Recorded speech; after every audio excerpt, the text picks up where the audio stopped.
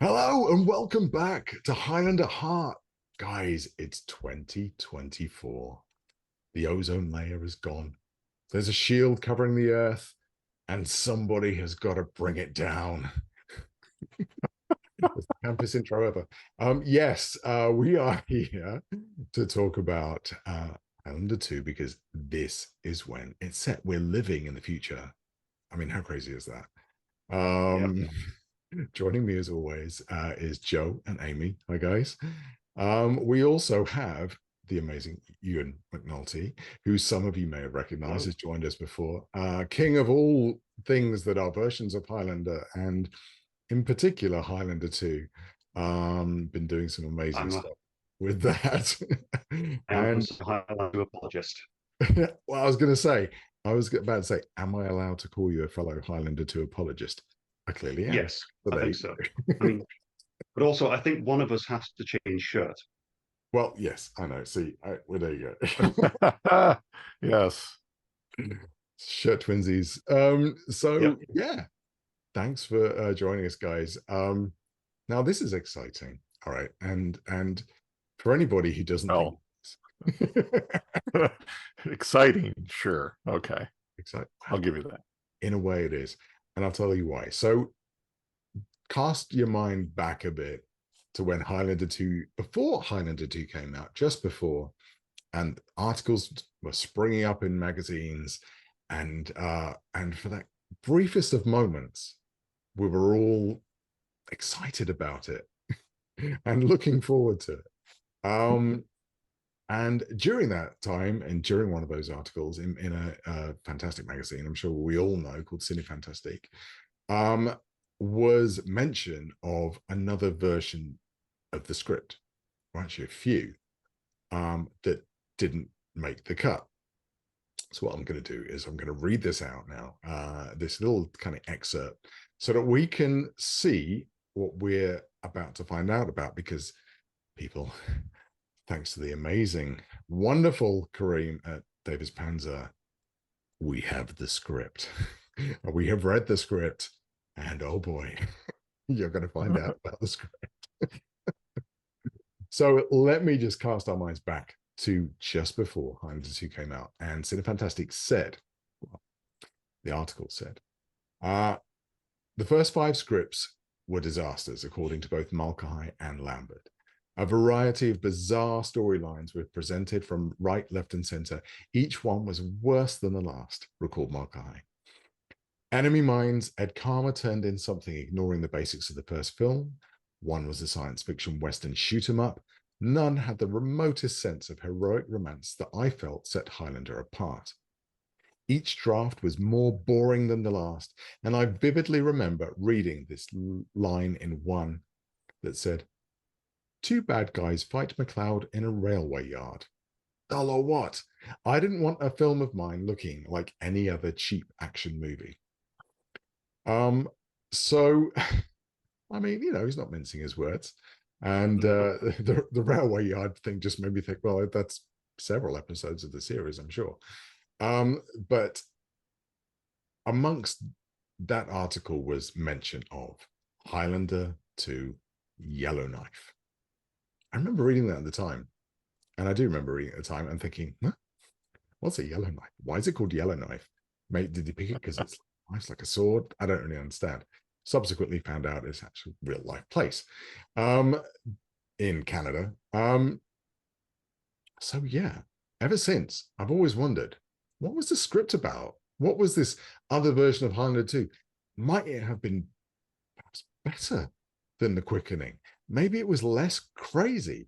Maybe it was less weird than having aliens and stuff like that. Or maybe not. Mhm. So, Joe and Amy, please walk us through Highlander 2 Yellowknife. We will try. So we start off in a Middle Eastern city at night, twilight. There are lots of soldiers fighting. We find out that some of these soldiers are wearing plastic combat armor, and there's lasers. So that's our first clue. We're in the future. And before long, we get a nice little thing over the screen, presumably, if this had been made, that tells us we are in Jerusalem in the year 2092 AD. This is back in the days when you didn't have to change the name of cities that you were, talking bad about. So I guess that's okay. So we're in Jerusalem in the year 2092, quite a few years after the first Highlander movie. We find out quickly that it's Iran, Tehran, now called Persia, that is attacking Jerusalem. We get a lot of fights, and a lot of this is complicated. People trying to repair things, getting blown up, turning into fire, all kinds of fun stuff. We have spaceships that are, ships that are coming in that have the Star of David, so we conveniently know which side is which, and all that kind of fun stuff. Eventually, we find out that we're dealing with a really nasty piece of work in charge of the Persian army, a man by the name of Hajj. He has, of course, he's going to have a cool suit on, as described, and the cloak, and a helmet with a visor, so we don't see his face for some reason. We'll, I think, find that out later. He goes back to his boss, Marut, lets him know that they're winning, they're crushing their enemies, and the last siege is imminent. They're about to win, and both of them decide to watch a hologram vid news report of a motorcycle race in Brazil, as you do when you're in the middle of a war. Why not, right? So we find out quickly, lest you think this is not a Highlander movie, we find out very quickly that one of the racers in the motorcycle race in 2092 with gas-powered motorcycles in Brazil is Connor McLeod. So obviously, Connor's still around. He's racing motorcycles now. He's referred to as the Canadian. So, okay, we'll find out a little bit more about that later. There's a lot of, I'm sure this would have looked great had it been filmed. A lot of, quick action, motorcycles down short alleys, and motorcycles crashing into walls and blowing up, and all this. And of course, to kind of let everybody at home know that Connor is immortal, at one point, the forerunner in the race, of course, is not fighting fair and causes McLeod to have an accident. A nice convenient pole goes through his chest, and he's presumed dead and out of the race. That is not true, because as we know, well, as we're being reminded, Connor is immortal, but he won the gathering, so he shouldn't be immortal, right? Yes, another mystery that we will discover soon and get the answers to. Anyway, at that point, Hajj and his boss decide, well, we should get back to our war. They stop watching the holovid and go away.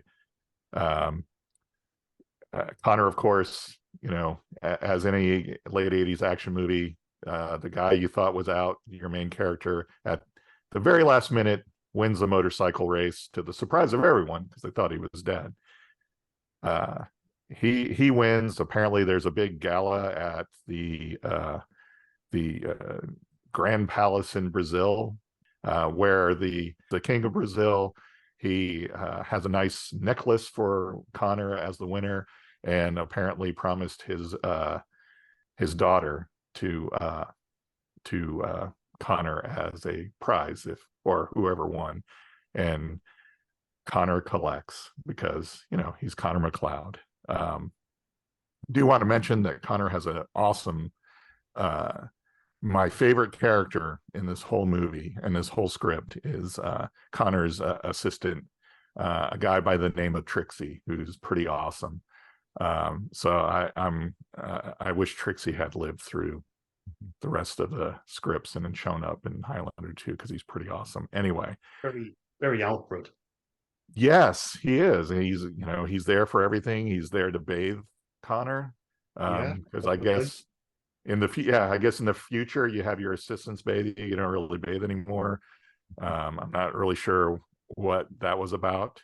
But of course, that's all in preparation for the king's daughter to show up to Connor's room and for him to collect his prize. So I almost wonder, based on other Christophe Lambert movies, if there was there a set number of sex scenes that had to take place in the script, because there seems to be an inordinate amount of them. Of course, now we get our first one, and we're only about 9 minutes into the movie, so that may be a record. The next day, Connor wakes. He's forlorn because his prize has left. No, not the prize from the gathering, although that has, but we'll find that out later. But his prize from the motorcycle race is around, so he's a little morose. But Trixie, Alfred, shows up to let Connor know he has a call from his friend Joshua, who is running his space hotel, or has a space hotel that he's in charge of. As you do in 2092, I guess, and you become anyway. So we get to visit the space hotel because conveniently you can apparently hire a shuttle to head on up to space. Not clear if there's other things up there that has regular shuttle service, but Connor's able to get a shuttle, heads on up to his hotel. Here's, kind of little humorous scenes with elderly patrons that are familiar with him, wondering why they're not getting the flowers they used to get to their hotel room. So we have our first kind of really horrible, not horrible yet, but our slur against Persians, apparently, because we're going to do that a lot in this script. So McLeod kind of brushes them off. And of course, we have to have our obligatory line of like, that man never ages. He looks the same as when we used to come here 10 years ago. So again, driving home the point, Connor is immortal again for some reason, which is weird because he won the prize. Come on, he shouldn't be immortal. He shouldn't be alive now in 2092. Anyway, he and Joshua and who's running his hotel, they go to their communications room because Joshua has something to show him that he couldn't send him over video or anything. He had to go all the way up to space so he could get a good special effects budget, I guess. But what he has to show him is something very bizarre. It's a picture of space, and you see all the stars and planets and everything, except there's one little section of it that is black. There's no stars. Dun, dun, dun. And Connor is asking, what is this? And they're like, it's just a null field, has no stars. They have done some kind of zeta test or something on it. Everyone is trying to determine what this is, and we don't know. At the same time, suddenly, Connor, staring at this space, whatever it is, starts shaking, starts sweating, his body starts throwing itself around the room. He starts spinning in the air. No, we don't need to call an exorcist. He is apparently, as we find out when he's awakens 3 days later, he experienced the quickening or something like that.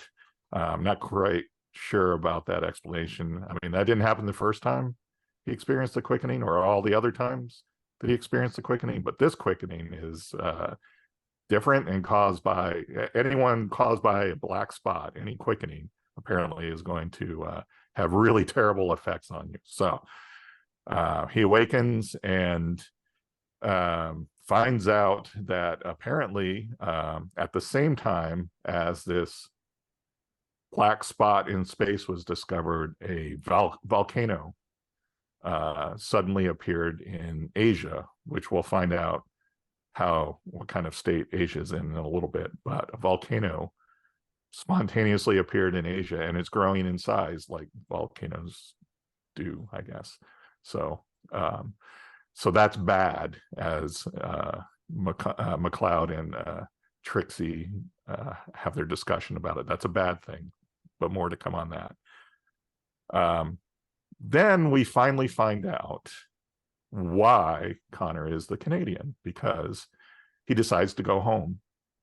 And home is Yellowknife, Canada, for those of you who don't know where that is. In Yellowknife, his shuttle that he's on, this guy can get shuttles. This is really cool.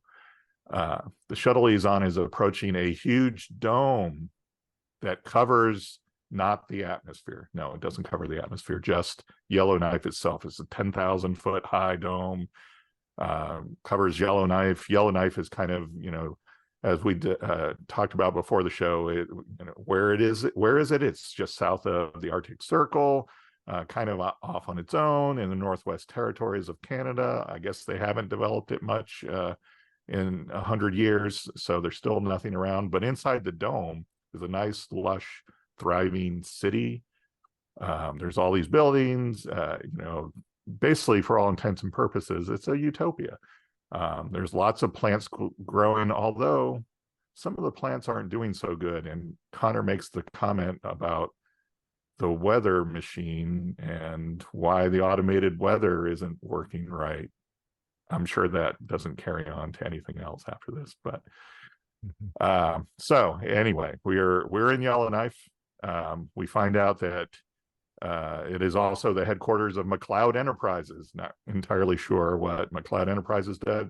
Apparently owns a hotel in space, for one thing.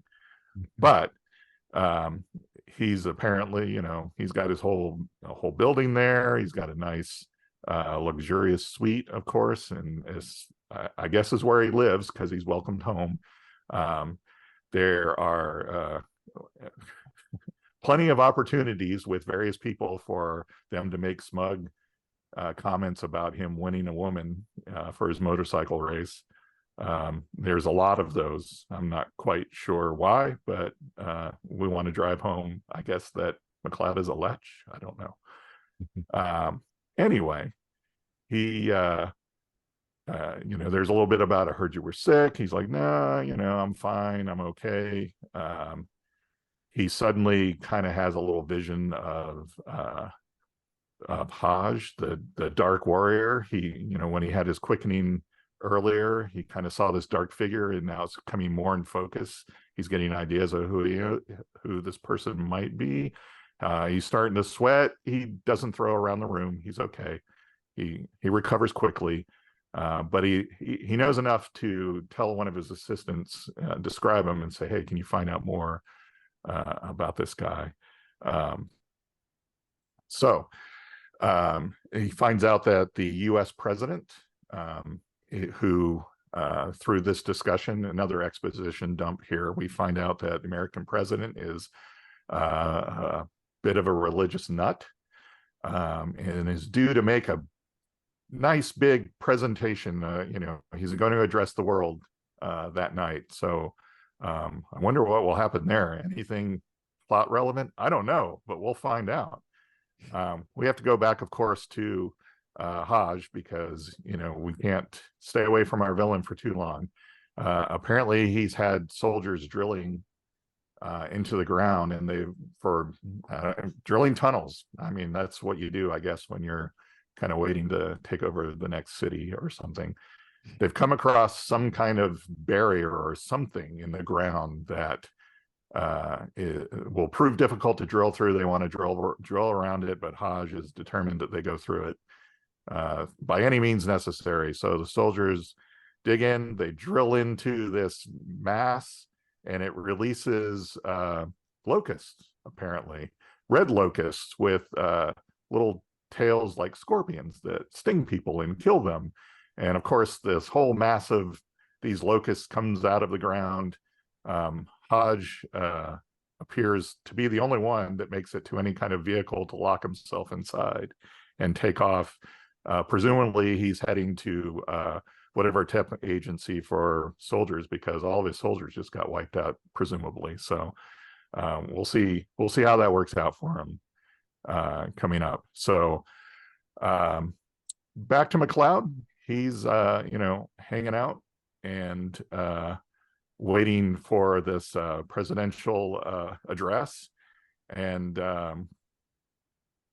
as presidents sometimes do, it's a pretty big address, and the U.S. president has decided to let everyone know his true identity. He's Jesus Christ.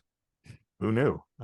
This is pretty huge. He's, I'm Jesus. I'm going to lead you into, Armageddon. The world's at an end, and of course, the feed is cut, and we get a nice announcement of please stand by. We are experiencing technical difficulties. So from there, there's not much, I guess you say about that other than to discover that someone has snuck into your room. Who could this be? So McLeod springs into action, finds out it's a young, beautiful girl, surprise, surprise, who has snuck into his room. Of course, she is another exposition dump. It's like, who are you? Where are you from? Her father has sent her to McLeod. She has a message from her father, who's in prison. He is imprisoned with Ramirez. McLeod, of course, is just like bowled over. He's like, wait a second, she was like, I have all these things to tell you. He's like, no, what about Ramirez? What is going on here? She's like, I don't have a whole lot of information about that, of course, conveniently, but my dad sent me, and I need to take you back to where I'm from, and I need you. I can help you sneak into the prison where my dad and Ramirez are. Just so happens, McLeod is due to appear in a race, a superthon in the Olympics, like the next day. The Olympics being held in the Grand Canyon. Now, I'm going to let you guess. I'll give you a second to guess where this prison is, where Ramirez and Sarah, that's the girl's name, where her dad and Ramirez are. Where is that located? Pretty close to the Grand Canyon. Just so happens the race McLeod's going to be in, part of it is swimming through a river, and off that river is an unknown tunnel that leads to this prison. So this is all really cool and convenient, and this will work out. So they devise a plan. They're going to, McLeod will be able to sneak off from the race. I guess at that point he's probably given up, maybe winning it, but he's going to sneak off during the swimming portion of it, go into this tunnel. They're going to sneak into the prison. It will all go great. There'll be no problems, no issues. So they do. We do have a little bit more exposition. The hotel owner Joshua has to call McLeod and let him know bad stuff is happening. The space in space is getting bigger. The volcano's getting bigger. McLeod remarks, well, that's a whole, Asia at this point, because China and Russia got in a nuclear war. It's a wasteland. Who cares if there's a volcano there? Except it threatens to release a cloud that will cover the whole Earth. So I wonder if at that point McLeod's like, we should build a dome. That might work. We should do just like the city, put it around the Earth. Man, that would be. There's an idea. Yeah, problem solved. No, we don't do that. We don't go there. So we got some things going on. We got a spot in space getting bigger. We got a volcano getting bigger, threatening life on Earth. I don't know if the space in space is threatening life on Earth yet, but we'll probably get there. But McLeod is determined to not only run in do this race in the Olympics, but get Ramirez. Of course, before the Olympics starts, meteors start falling from the sky and smashing into the Earth, which causes the Olympics to be canceled. No, we don't want to stop anything because the world's ending. Let's just go on with life as we know it. So Olympics happens. McLeod does his part, finds the tunnel. There's the whole sequence seems to be, I can imagine, well, I'm hoping if it was filmed, it would have been a lot shorter than it reads on the page, because it seems to go on a long time. And eventually McLeod gets to his tunnel. He finds Sarah. They sneak to the prison. Of course, there's someone on the inside conveniently there to meet them. They ride elevators to get where they need to be. And I think at that point, we're about halfway through this movie. So, well, I'll say before we get to that point, they do also obviously run into Sarah's dad. So he's been hiding out. He meets them. And with that, I can't believe you left out the weasel attack. Okay. Do I have to talk about Please. that?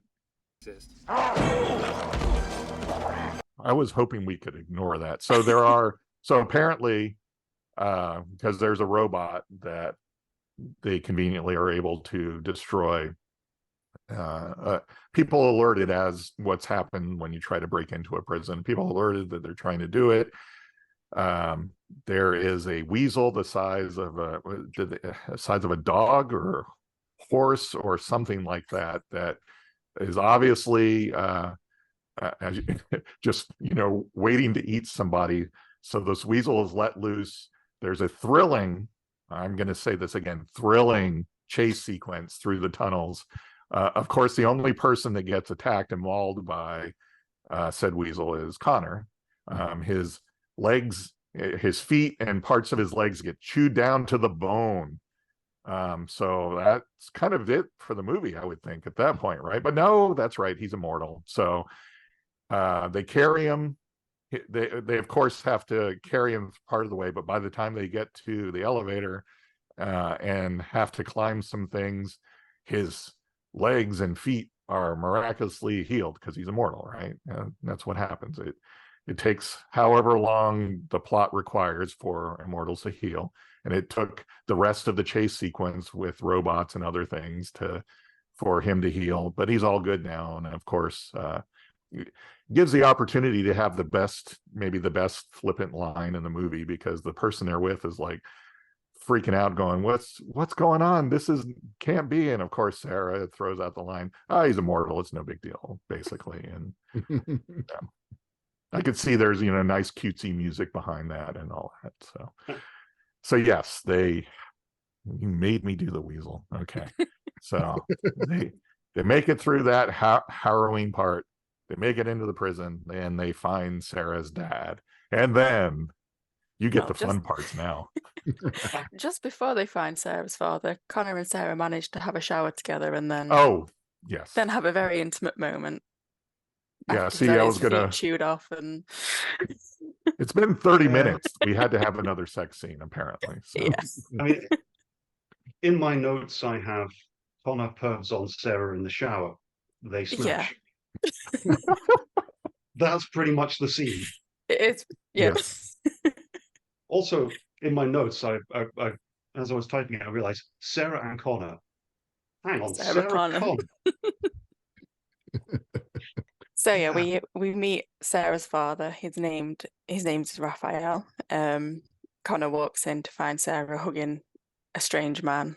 Seems a bit concerned, but it's okay, it's her father. Raphael asks Connor if he knows who he really is, and Connor says, I've not known who I am or why I am for 600 years. But then Raphael seems to know a little bit more. Connor is chosen, and there's only 2 of the chosen left. The other one is the Hajj. And at this, Connor, once again, is flying all over the place, flipping through the air and against walls. He lands on the ceiling, and he demands to know who the Hajj is. And that's when we find out that the Hajj is Lucifer, and that Connor is actually Gabriel. And at this, he falls unconscious again. To be fair, I think I would too. I mean, just watch I would have if I was watching this, I think. Yeah. And at that revelation, then we decided to go back to Jerusalem, and we see the war is raging on. There's tanks, there's explosions, that's happening all over, and leading the charge is the Hajj again. He gets in touch with his father to let him know that he's within the walls of Jerusalem now, and that they need to find something. But then we find out that MacLeod obviously has been found. They found out that MacLeod has been found, and that there might have to be a fight coming up. But the Harj isn't bothered about that. He just wants to find this item that will help him possess a great power. And then we go back to Connor now. He's awake. Sarah's wiping his forehead. He wants to know how his father knows all of the things that he knows. And we find out that he's actually captured Ramirez's sphere a month ago. And that doesn't matter anymore. They have another sex scene. So that's all he seems to want at the minute. And after that, we then yeah, we then cut to a corridor in the prison where we see Ramirez inside a sphere that is the size of a basketball, and there is a dog peeing on his sphere, and Ramirez is really annoyed at this. He then pilots his sphere down a corridor and then runs into a bigger sphere that has the Kurgan in it. And he's got a prostitute of some sort like over his shoulders, and they're laughing at Ramirez and laughing that he's been peed on, and they just arguing like little teenagers. Till the Kurgan says, "Oh, Connor's here, by the way, did you know?" And then Ramirez is all, "Oh my god." But then we go back to Connor, and he's now with Raphael, who is finally ready to tell Connor about his plans on how they're going to rescue Ramirez and finally escape the prison. They present Connor with a broadsword, as that's apparently a weapon that they're actually allowed in prison. They're allowed weapons in this prison for some reason. They're allowed to fight each other, but not the guards. I really don't understand. I think But the guards had guns.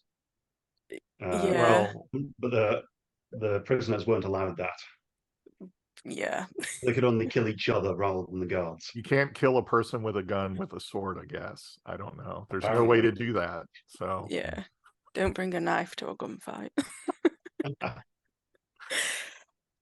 But as always, the plan that they're trying to escape is known, and guards burst in through the doors, does crash open, a fight begins, and then the Kurgan rolls in, and is him and Connor lock eyes for the first time in over 100 years. During this, Connor's chopping heads off while the Kurgan's staring at him, shouting at people, "You need to take his head." Obviously doesn't do that. The group, so that's Connor, Sarah, her dad, all managed to escape, but throw a table at the Kurgan to stop him from following them. But then it looks like Connor's lost Sarah. He finds her again, and she's fighting off a group of men who are clearly trying to rape her, trying to sneak in another scene, I guess. Connor helps her fight these men off. And then we see Ramirez again, and he's now piloting his sphere down another corridor, trying to find out what's happening. He sees the dog from earlier who was peeing on him, and then he chases it. And then they end up in a big vat of poo, which is pretty grim. And then this is where Connor finally finds Ramirez, and he's not helping Ramirez out of this big vat of poo. He's shouting at him, "Why didn't you tell me what's happened? Why have you lied to me about the gathering and all of this?" But Ramirez didn't know either. He didn't know until he woke up in his sphere.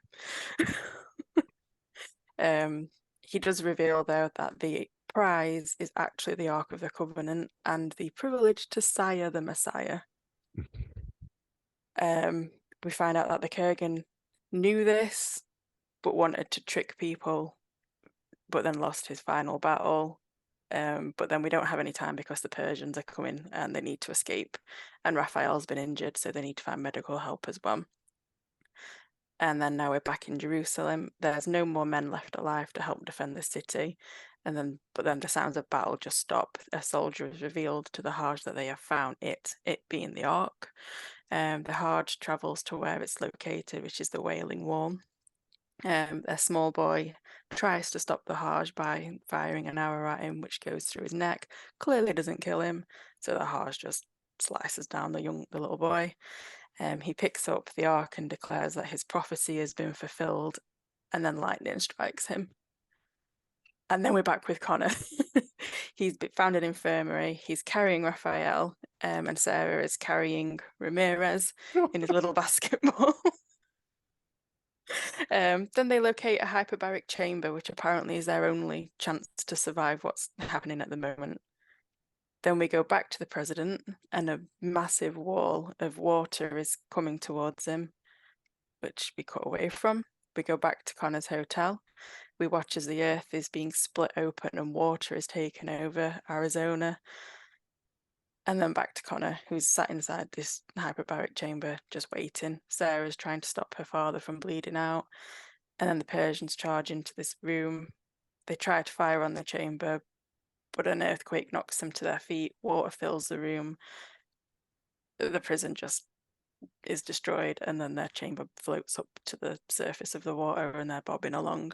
Connor wakes up, gets out of the chamber, tows it to the shore, and then people start the rest of the guys start waking up. Ramirez's sphere is damaged, and he's free, full size again, I'm guessing. Hopefully. We also then see that the Kurgan has managed to get out of the prison, but he's still in his sphere, so he's not quite free yet. And then we cut to a great hall where the Hajj is walking in, and the ark is being carried behind him. He rallies his men and tells them he will put right the wrongs that have happened. And then back to Connor. It's now night in the desert, and he's talking to Ramirez about the Kurgan.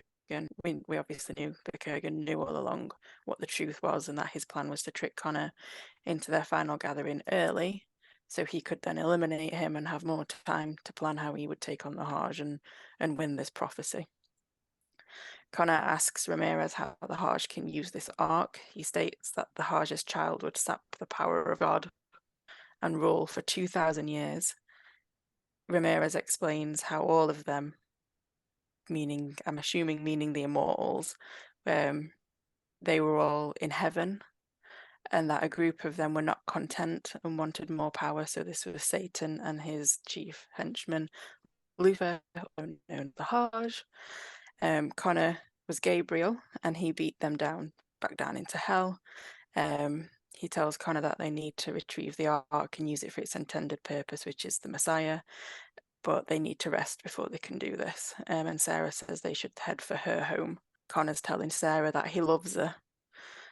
He's known her a day, maybe 2 days at this point, but he's apparently in love with her. She asks him about his past lovers. He tells her that when he looks at her, he's reminded of his past lovers, which I would find really upsetting. To be fair, if my husband was like, yeah, I think about my exes when I look at you, I'd be like I can't. But she asks if she's going to be the one to bear his child, the Messiah.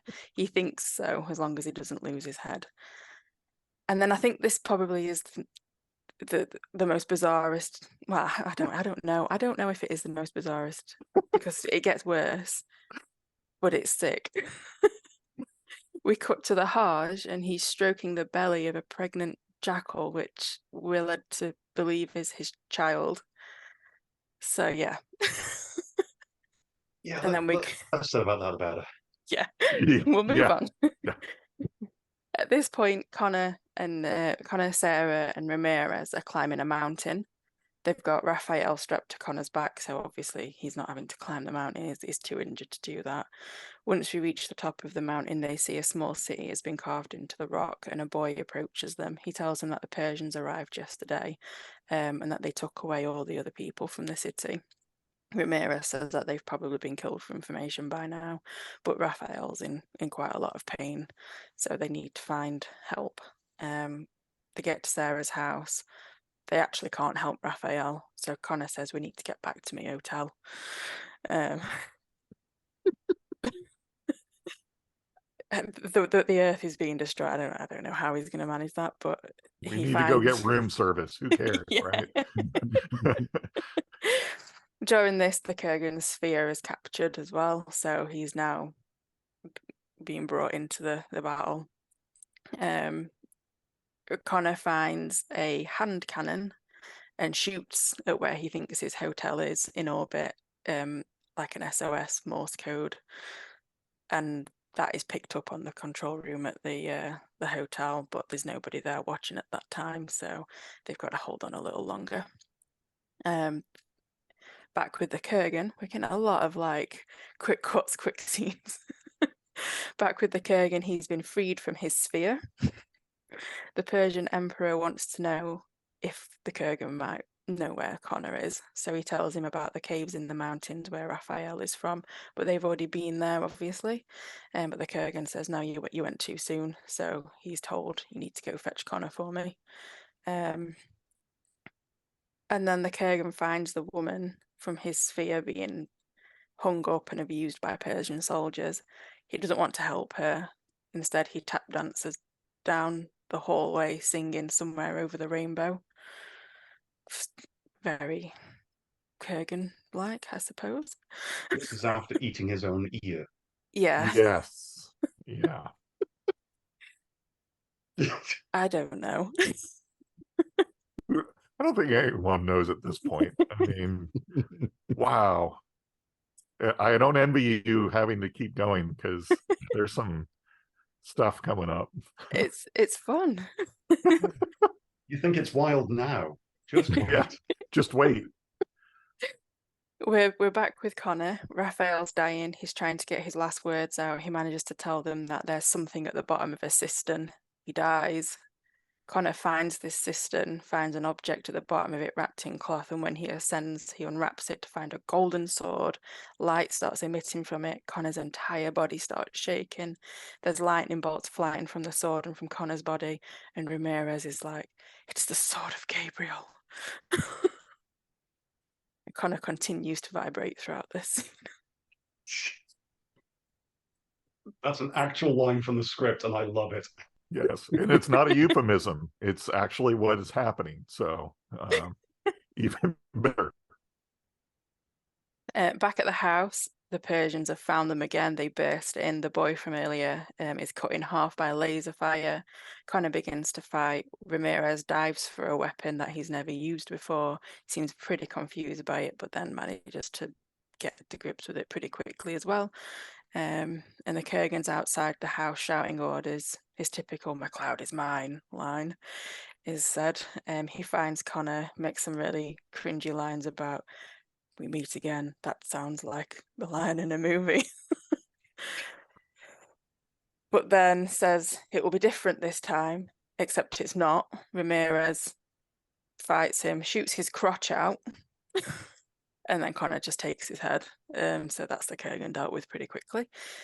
The fight then looks pretty futile. The Persians are kind of, I don't know who they're fighting because there's not many of them here, but the Persians are fighting. Nobody else is dying. But Connor, Ramirez, and Sarah are pretty panicked. Something that they need help. But then Joshua arrives. He's got a fighter craft. During the commotion, Sarah gets hit, so she gets thrown inside the fighter craft.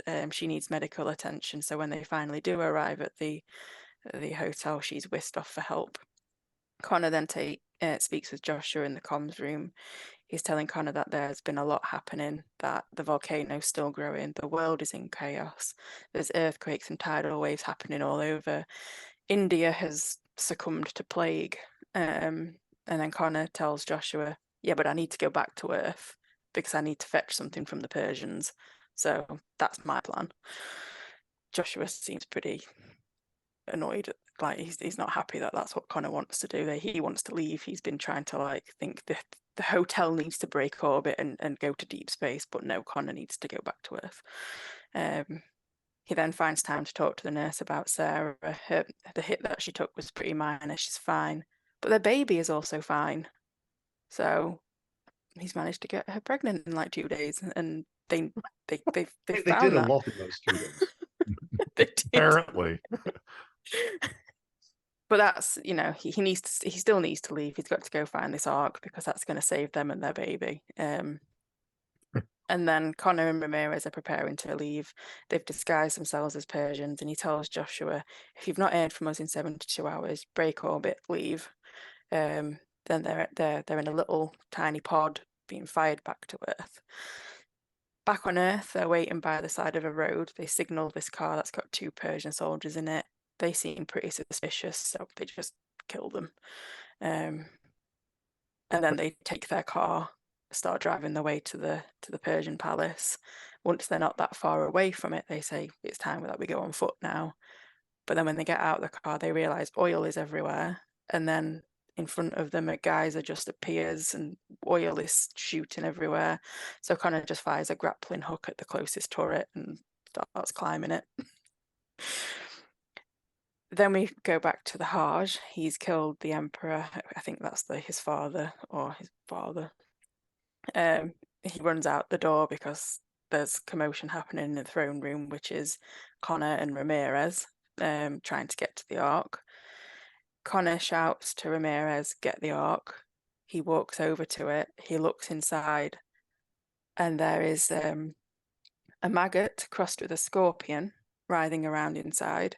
It has the head of a goat. It has red reptilian eyes. And then the maggot spits green slime at Ramirez's face, which melts Ramirez's face. Ramirez picks it up. The maggot shoots its tongue out its mouth, strangles Ramirez. His eyes pop out. But then Ramirez just runs into a dish of fiery oil. At this, the Hajj runs into the room, and I think this is the Hajj's baby. He screams, no! But then the palace just starts like crumbling to the ground. The ground opens up. Things are just dropping in. Yes, it's just a mess. So Connor grabs the Ark and he just makes a run for it. Outside, we see that the palace is just gone. There's oil everywhere again. And Connor then just makes a mad dash to escape the chaos. He jumps into a vehicle. The vehicle gets shot, so he can't really control the vehicle. He crashes, stumbles out of the Ark, and also has his sword of Gabriel as well. And then in the distance, he sees the dome of the Yellowknife. So I'm not really sure. Yeah, I don't know where they have been. He then manages to get to Yellowknife, and he sits waiting. Hours pass, and then he senses something. I'm guessing that's the first time we get the typical immortal buzz. He gets up and he's confronted with the Hajj, where the Hajj removes his helmet, and he has the face of a rat, black horns, fangs, yellow eyes, and a black snake tongue. So he's clearly not human. Although his baby kind of proved that anyway. And then we finally have a fight. So they're fighting. First they're outside, but then they become separated. They fight again inside a building, which spills down into a basement. Then they're back on the streets where they decide to get in air vehicles, so little cars that can fly, I guess. They're charging at each other until the Hajj loses control of his vehicle. He crashes into the weather building. They're chopping with the swords, which are cut in poses, and water is just appearing everywhere, which then knocks them back down to street level. The Hajj then runs to Connor's building. They're kind of fighting in elevators and all over the place until Connor finally manages to get the upper hand when they get onto the rooftop. He takes the Hajj's head, lightning strikes his sword tip, and then we see deep space. The shadow in space has started to fade and disappear, and a new star has appeared. The light beams down at Earth. The volcano stops spewing lava. The ground becomes still. The sky is light again.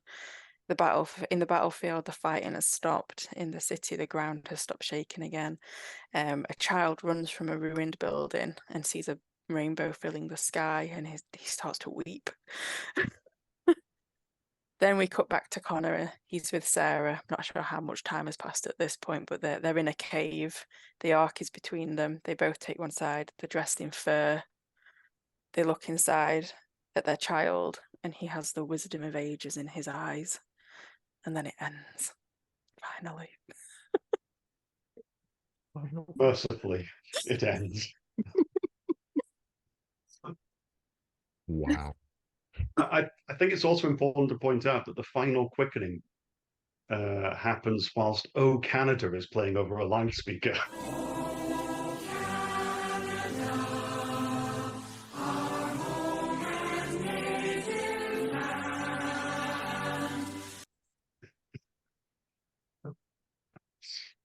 It I'm makes me surprised. appreciate what we got. It really makes me It appreciate really what we got. does. It really does. Yeah. I mean, even the theatrical version of Highlander 2: The Mm. Quickening is much better than this. Yeah. Yeah. I guess it, yeah. I mean, it kind of draws it into like sharp focus, isn't it? Like, thinking about it, if you got these successive scripts, of which this has to have been the weirdest, it has It has to be. I can't imagine it getting weirder. No, then surely you get the script for Highlander 2 and you go, or the Quickening rather, the one that we know, and you go, oh yeah, actually that's fairly decent. That makes sense. It's reasonable. They're aliens? Sure. That's much, Yes. yeah. But Much they're better than them being angels. angels. Yeah. Yeah, it's not a religious allegory. It's kind of, something else. I mean, geez, that's like, Yeah. it's, yeah. I mean, my initial reaction was Death Race 2000 meets The Prophecy. That was my first thought. I'm like, did Wyden see this script at any point? Yeah. Because that's like exactly what The Prophecy was. Angels got tired, and Satan and Lucifer left heaven and came down to, and it was like, and Gabriel was the main. I'm like, wait a second, that's The Prophecy. But the key difference is The Prophecy was good. Well, yes, exactly. yes. But why? It was I directed mean, by Highlander's own Gregory Wyden. well, basically. I wonder, not trying to give too much away, but at the time that this script would have been written, I wonder if it was possible that Wyden was still involved and did see, because it's too close to what The Prophecy was. Allegedly, a coincidence.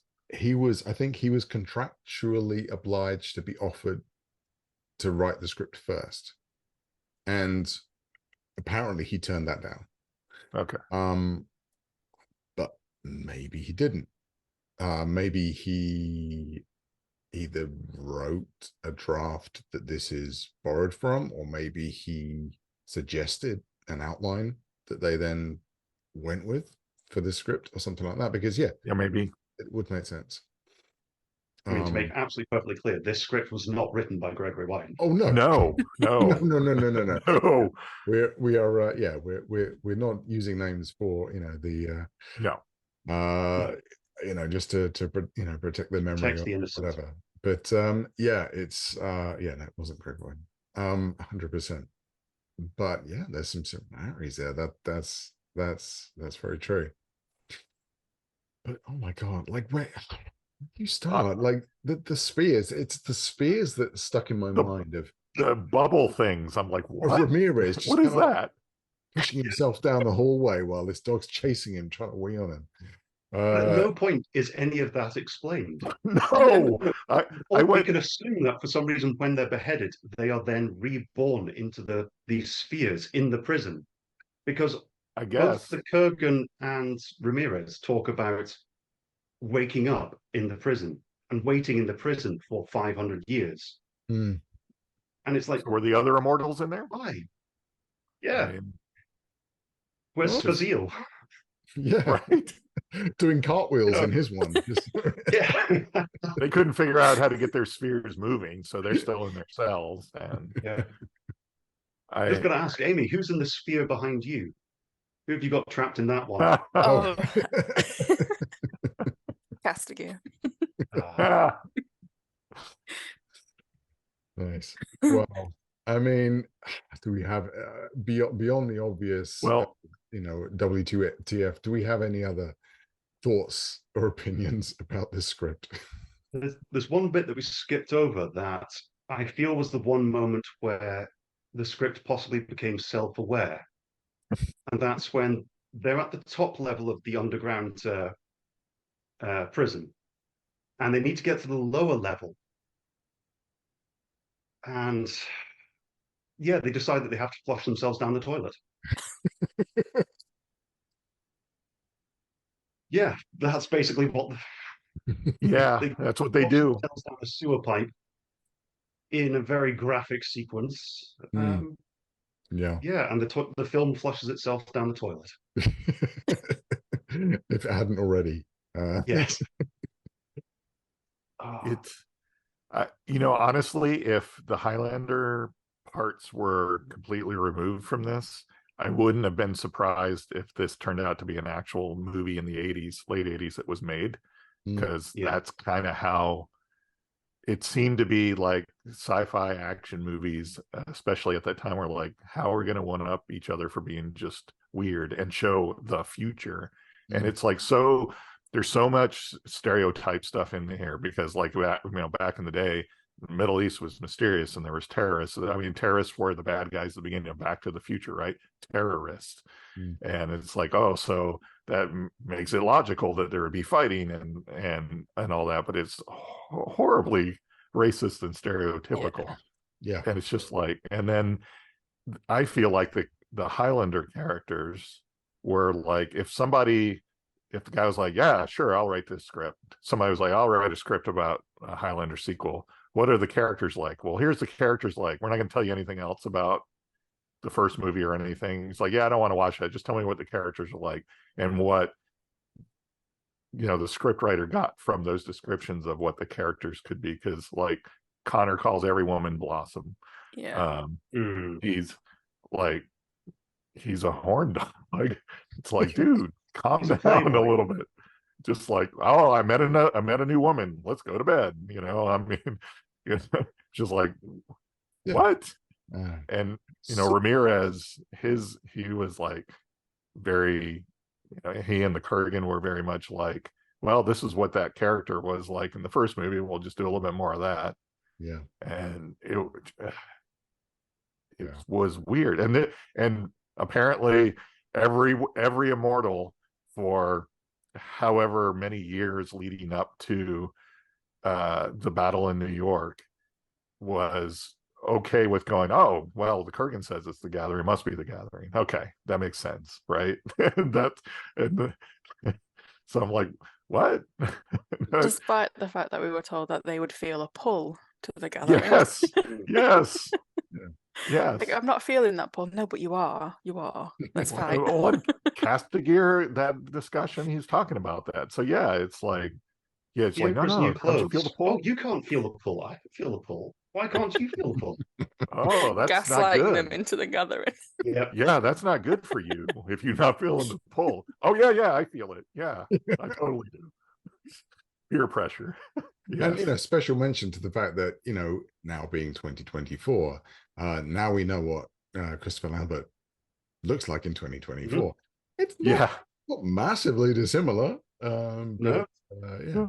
So that's Highlander 2, Yellowknife. One of 5, as far as we're aware, sequel scripts which were thrown out as being one each more terrible than the last. Maybe this was the last. I don't know. Now, unfortunately, we do not have access to all 5 scripts. Well, not yet, anyway. But in the words of Yoda, there is another. And Ewan and I were given another script to look at literally like 2 days ago or something like that. Yeah, two nights ago. So we've had a day and a bit with this script.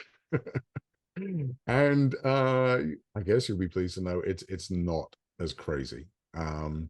There's no subtitle on this one. We know one of the other scripts was called Highlander 2020, which is the background behind Ewan there. which was done as a Cannes kind of press release kind of like Yeah. thing or It was something like that. 1989. They put out this poster Yeah. to try and raise money at Hmm. Cannes, production money. Yeah. So yeah, that's But we the don't first know. title that they had for the film, Highlander 2020. Yes, exactly. Oh, And we it's a don't have great that year. one. Yeah. Yeah, kind of a yeah, Mm. yeah. But yeah, so we don't have that one sadly. But what we do have is this other Highlander 2 script. We won't go into the depths that you guys have for Yellowknife because it's not, honestly, it's not as interesting. Yeah. But effectively, we're in a kind of very similar to the Quickening. We're in a world where the ozone layer has gone, and instead of a dome over the Earth, we now have a dome over just one city. And we sort of see prior to this, after Highlander, kind of finding this person who's doing this, who wants to create this dome city and trying to convince him to let him do it because he found out actually he's still immortal after like was it a car crash or something, and he walked away from it and he was fine and he was like, hey, what? I thought it was mortal now. Oh well. And he's pissed off at Ramirez. Yeah, exactly. Yeah. So he decides that he wants to help with this dome city thing. And then you kind of crash into the future part, and there's rebels that live outside the wall, and there's all these like gunfights and stuff, and he steals himself away from the dome city to kind of find the rebels, and finds this their leader is Adrienne. Important thing here is the first time when he meets Adrienne before the rebels ambush him, Yeah. he feels something. I'm Wow. sure he does. Yeah. Yeah, A of course. buzz. Yeah, exactly. Yeah. So there's that little kind of like connection between them, that obviously, yeah, you can read into. And but besides, I mean, just spoilers, beside that, you're not getting any immortal action. There's a sword fight in the middle after coming back from being attacked by the rebels. Yeah. Because the reason why he went out into the wasteland is because they need to trade with the outsiders for what was it Oh, called? Prometheum. Promethium, Yes. Yeah. which is the fuel or the substance that they need to create the electromagnetic shield around this city in Oregon. Yeah.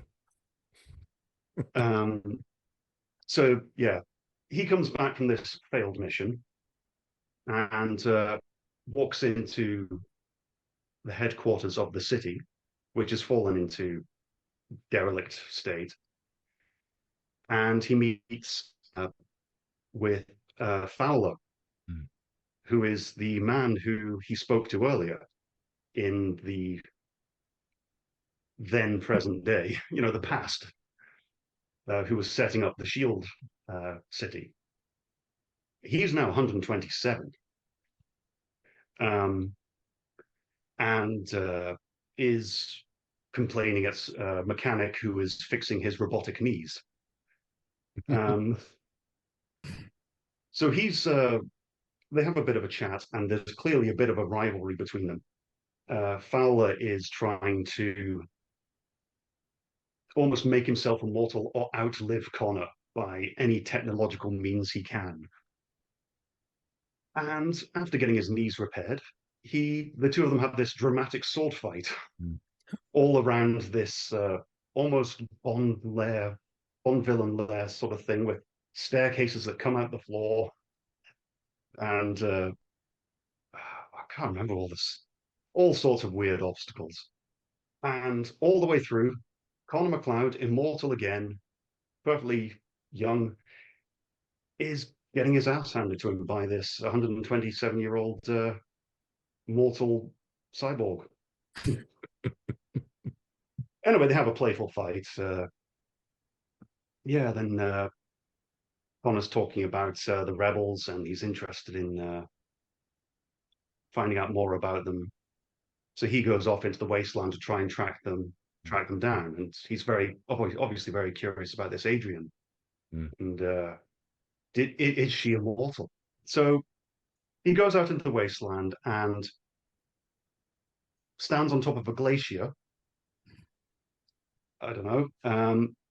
And whilst there, he has a vision. His entire vision, sight is filled with this vision of a pyramid. Mm-hmm. And there is a man standing on top of the pyramid. And we zoom in, and it is Connor's face. But then it suddenly changes to an old man in his 50s, a man called Abbas. And that then the vision suddenly disappears. And we're left thinking, well, WTF was that? He then carries on looking for the rebels, and we learn that there's police from the city who are following him. They're able to track his unique immortal life signs.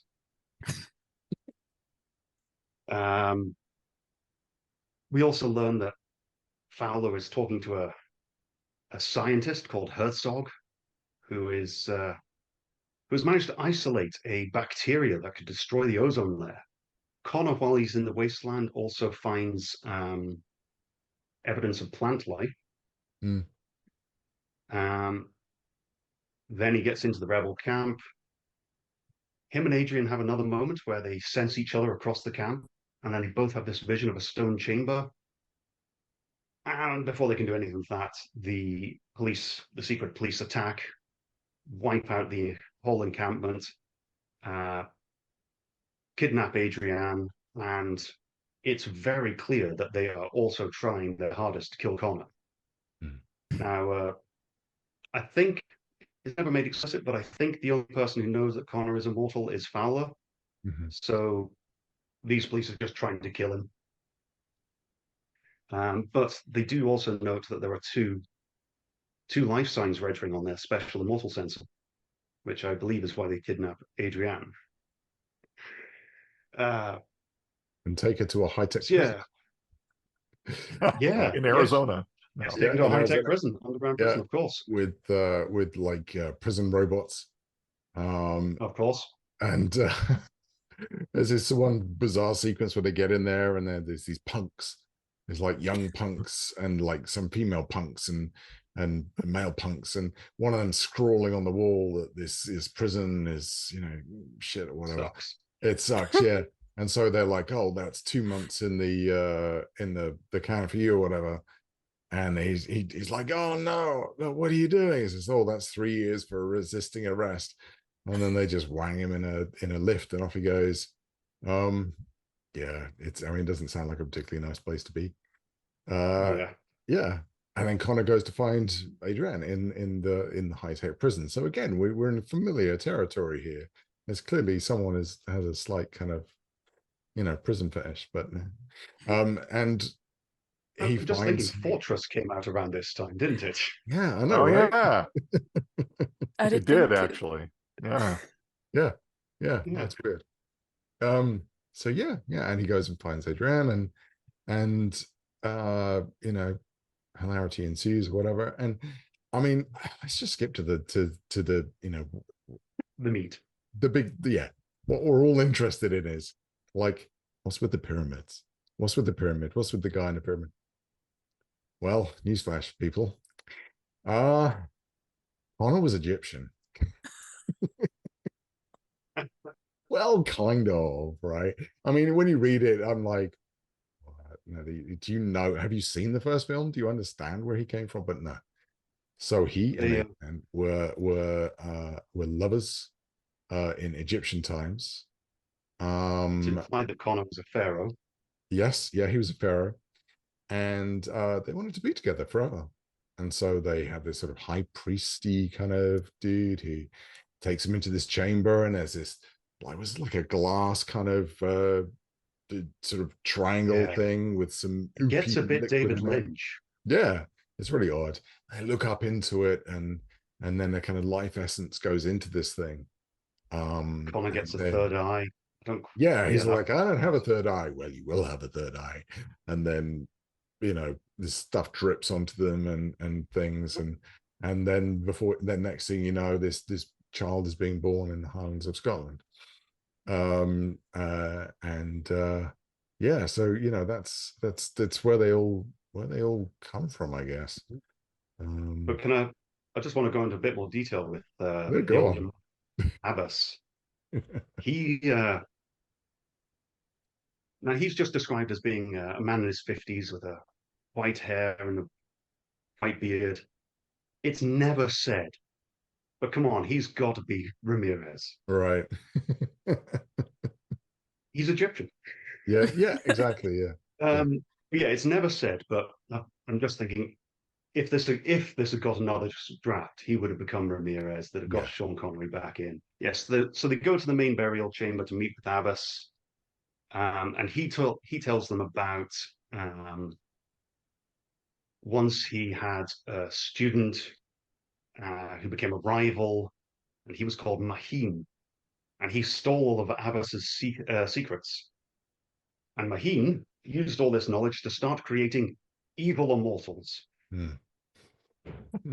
So now Abbas was going around finding good people to turn into immortals to defeat Mahim and his minions.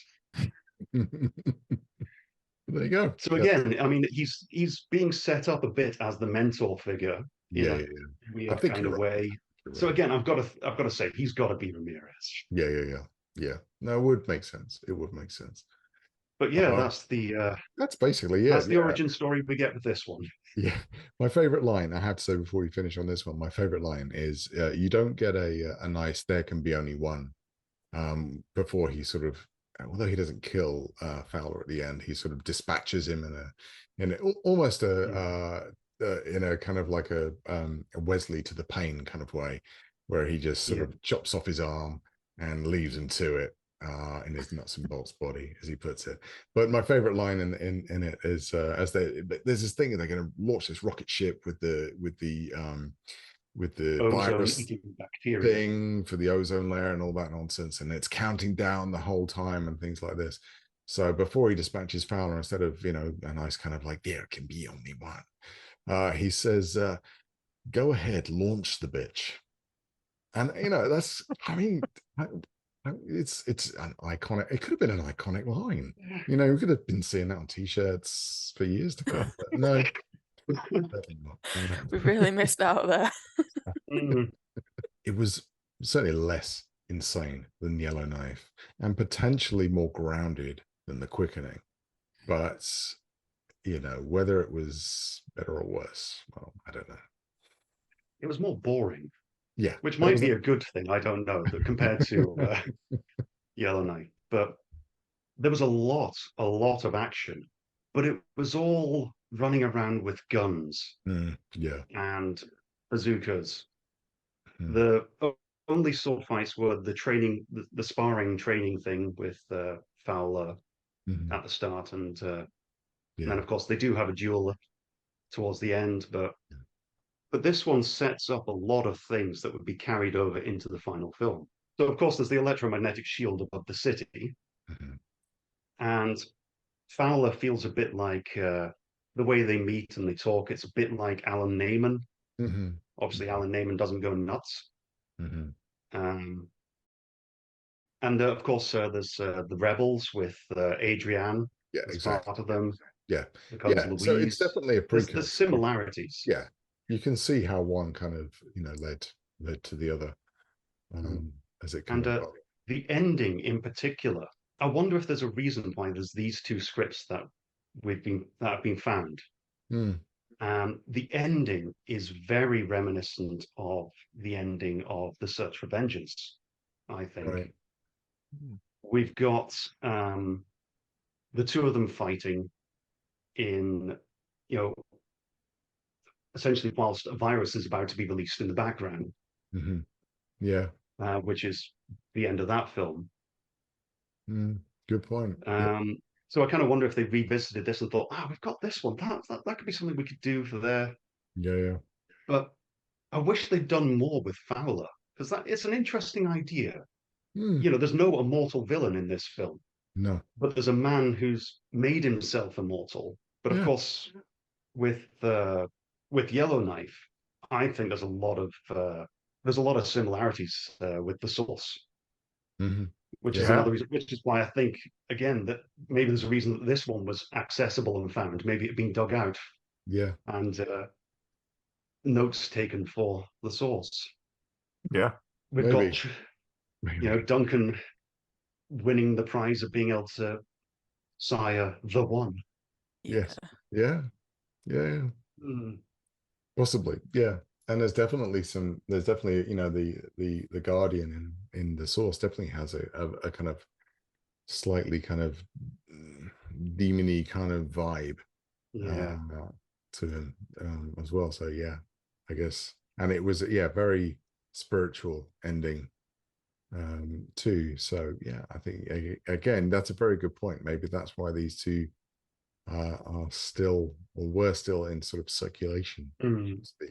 So I mean, that's where we're at the moment. Hey, you know what? If we ever find more scripts, we will be sure to let you know. But the craziness doesn't end there. Had Highlander 2 have been more successful, shall we say, financially, then there were other plans for Highlander 3. There was, a lot of people already know this. The original title was The Magician, and that made a lot of sense. Hey, it's kind of magic, right?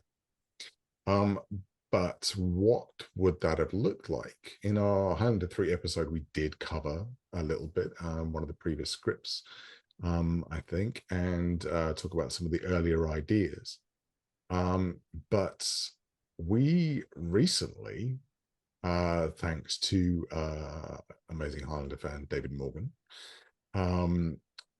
found a snippet from what looks like, I guess it came in a Highlander 2 press release, talking about Highlander 3 The Magician. And this is the first proper proof we've had, because I know you and your I'll get you to talk in a minute about the other Highlander 3 Zeist idea. But this is the first actual proper physical proof that we've seen that they were considering going back to Zeist for Highlander 3. So it's very short, but it says Highlander 3 The Magician will again star Christopher Lambert as the immortal Connor MacLeod, the Highlander. The story begins on his mother planet, Zeist, but moves quickly back to Earth. MacLeod must return to rescue his son and the planet from the evil psychic control of the deadly magician. At that point, who knows what they had? Did they have a synopsis? Did they have a treatment? Or did they just have an inkling of an idea that they couldn't have any more damsel in distress, and that maybe they ought to switch it up for his son instead, which, as we know, is what they ended up doing. Psychic control of the deadly magician. Who knows what that would have meant? So that's the first proper proof we've had. But we had previously heard tell also of, and I know you even know the title, but I don't know where this came from. But there is another story. Yeah, it's one that I've never seen anything official from. So that's why I was so excited when you showed me that little. It's really just about 2 or 3 paragraphs Yeah, about Highlander 3, and that's the first time that I've seen official confirmation that they planned a sequel to at least partially involve Zeist. yeah, Because of course the original cut of Highlander 2, it ends with Connor and Louise magically returning to Zeist. So their plan was to go to Zeist. Now, I've seen this referenced in a lot of different places, but I've never seen anywhere definitive or a single source where you can point to say, yes, this was something true. So take it with a pinch of salt. But it's often said that they planned a third film called Highlander 3, The Reckoning. And it was going to be Connor and Louise on Zeist, taking on the corrupt government and the judges and priests that we saw from those snippets. So we'd get to learn a bit more about Zeist, and he'd pick up the rebellion or restart it from whatever's left and finish his quest on Zeist. But like I say, that's just always been hearsay. Mhm. I'd love to just somewhere find a little memo that says Highlander 3, The Reckoning. Yeah, yeah. Thank you all for joining us on this mad trip. If you're still here, thank you. Well done. And yeah, with that, we'll be back the next time we have something crazy to talk about. And yeah, thanks for joining us. And with that, let's see, who can we pick? Let's get Ewan to see if he remembers this. Until then, hold fast. And don't lose your head.